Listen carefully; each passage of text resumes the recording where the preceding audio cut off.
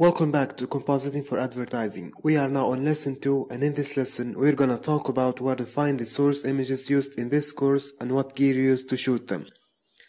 So when you have access to the source files folder, you will find these leaves separate in PNG and PSD formats, as well as these orange slices already pre-cut for you and ready to be dropped in your composition. All of these images were shot using a simple light bulb, a white paper sheet, and a digital camera.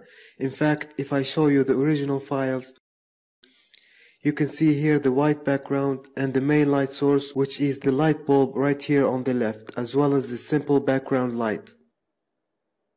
If you want to shoot your own images, you can use a softbox if you have one, but if you don't, there's a lot of tutorials on YouTube on how to make one. Or you can use a simple light bulb, a diffuser, and a white paper sheet.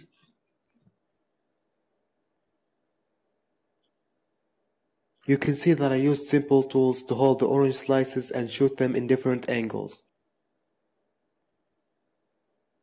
Some of them are facing direct light and some are backlit, like this one right here. I placed the light bulb right behind it to give it this nice flare, and we will be putting these in front of the bottle.